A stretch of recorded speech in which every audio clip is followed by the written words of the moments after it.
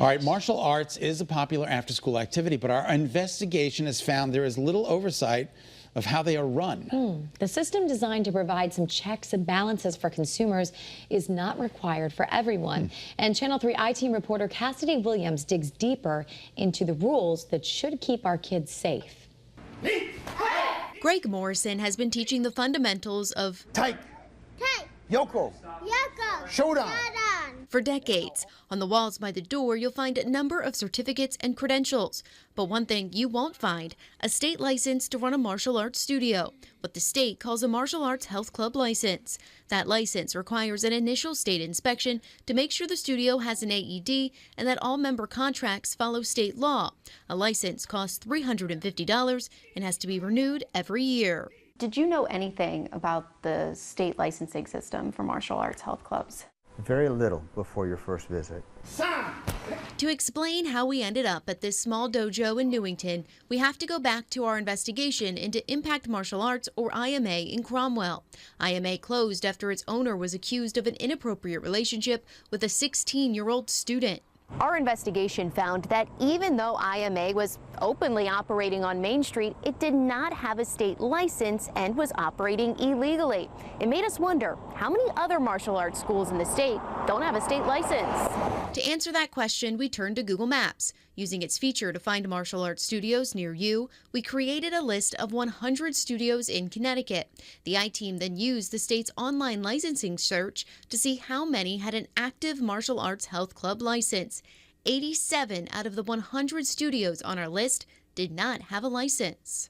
Of course, Google Maps isn't always accurate, so we're going to hit the road and see how many unlicensed businesses we find.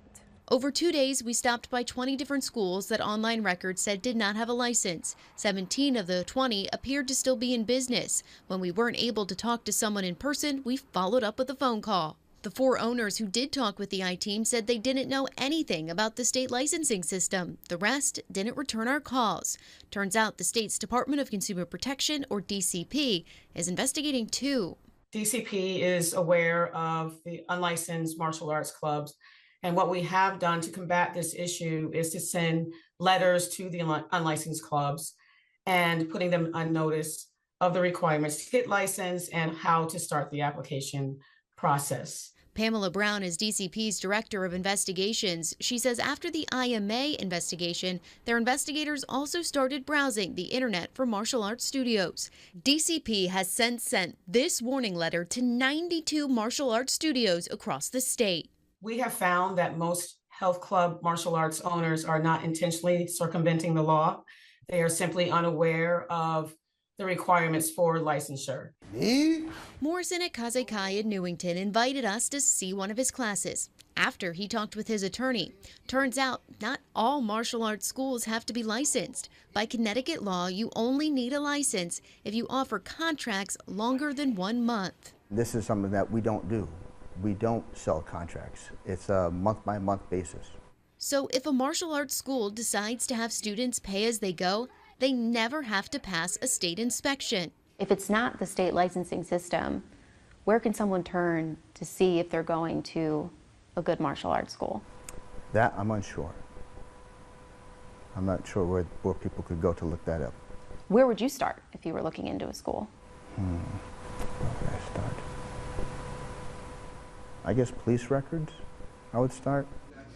Good. Even a studio with a state license has no requirement to do background checks on their instructors, and there's nothing in the state licensing system that checks for skill or expertise. With limited oversight in place, we start off with blocks to show that we're the ones being attacked and we're defending ourselves. Students must both defend themselves and research for themselves. It's up to you to decide what licenses and certificates you look for. Cassidy Williams, Channel 3 Eyewitness News. Now, our Department of Consumer Protection spokesperson tells us they do not take policy positions on whether or not licensing regulations should change. They simply enforce the law as it is. Would you have thought to look for a license in a martial arts school? Never. I'm not into martial arts, but I know it's a very disciplined physical workout, and the people who do it love it. So this is a very eye-opening story. It is. Yeah, it's not something. It's not something. As a parent, I'm thinking of, like, things that I'd sign George up for. I wouldn't think to. I'm thinking about my licensing. regular gym. Yeah. I know. Maybe that's another I-Team. Could be another I-Team. There you go. Cassidy. Oh, Cassidy. Okay, we're going to let her know. Hey, it's